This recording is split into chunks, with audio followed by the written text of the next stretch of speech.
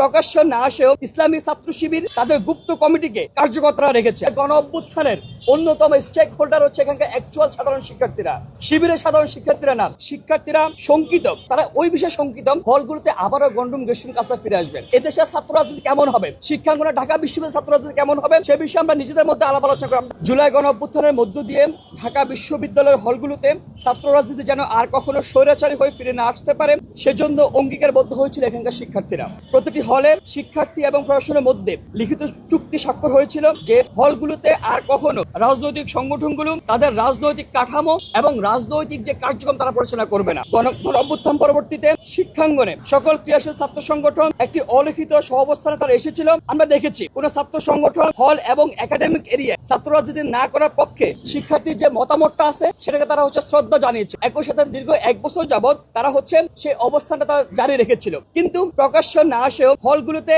ইসলামী ছাত্র শিবির তাদের গুপ্ত কমিটিকে কার্যকর্তা রেখেছে। আমরা দেখেছি ইতিপূর্বে তাদের কমিটি ছিল, শিক্ষার্থীরা যখন ছাত্র রাজনীতি হলগুলোতে বন্ধ করেছিল, নিষিদ্ধ করেছিল, তার পরিবর্তিত গণ অভ্যুত্থান পরিবর্তিত ছাত্র শিবির তাদের যে বিগত হল কমিটি, তারা শিক্ষার্থীদের যে কমিটমেন্টের জায়গাটা তারা আগ্রাহ্য করে তারা সেই কমিটি বহাল রেখেছে।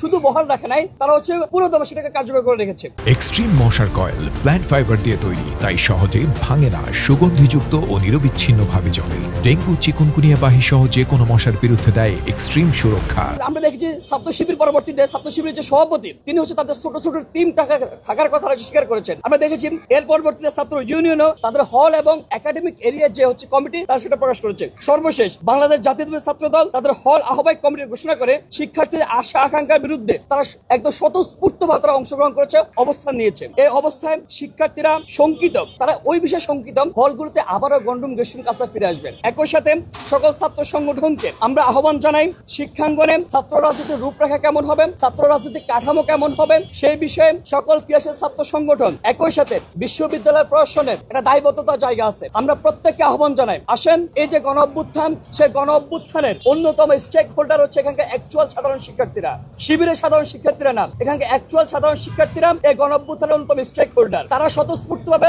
আন্দোলনে অংশগ্রহণ করার মধ্য দিয়ে, জীবন দেওয়ার মধ্য দিয়ে, পঙ্গুত্ব বরণ করার মধ্য দিয়ে তারা এই অঞ্চলের মধ্যে, এই শিক্ষাঙ্গনের মধ্যে একটা পরিবর্তন এনেছিল। আমাদেরকে অবশ্যই, আমরা যারা ছাত্র রাজনীতি করতেছি, ছাত্রদের নিয়ে রাজনীতি করতেছি, আমাদেরকে অবশ্যই ছাত্রদের যে সেন্টিমেন্টের জায়গাটা, সেই পালসের জায়গাটা, সেই শিক্ষার্থীর যে পালসের জায়গাটা অবশ্যই আমাদের প্রায়োরিটি বেসে দেখতে হবে। আমাদের ছাত্র রাজনীতির ধরন কেমন হবে, 24 পরবর্তীতে আমরা যাদের জন্য রাজনীতি করতে চাই, হোক সেটা শিক্ষার্থী কিংবা জনগণ, সেই শিক্ষার্থী এবং জনগণের পালস, সেন্টিমেন্ট কিংবা দাবি দেওয়াকে মাথায় রেখে আমাদের ছাত্র রাজনীতির রূপরেখা সাজাতে হবে। আমরা আজকে এই সংবাদসমূহের মধ্য থেকে আমরা বাংলাদেশ গণতান্ত্রিক ছাত্র সংঘের পক্ষ থেকে ক্রিয়াশীল ছাত্র সংগঠন এবং ঢাকা বিশ্ববিদ্যালয় প্রশাসনকে আহ্বান জানাতে চাই, আসেন আমরা বসে আলাপ আলোচনা করি এদেশের ছাত্র রাজনীতি কেমন হবে, শিক্ষাঙ্গনে ঢাকা বিশ্ববিদ্যালয়ের ছাত্র রাজনীতি কেমন হবে, সে বিষয়ে আমরা নিজেদের মধ্যে আলাপ আলোচনা করি।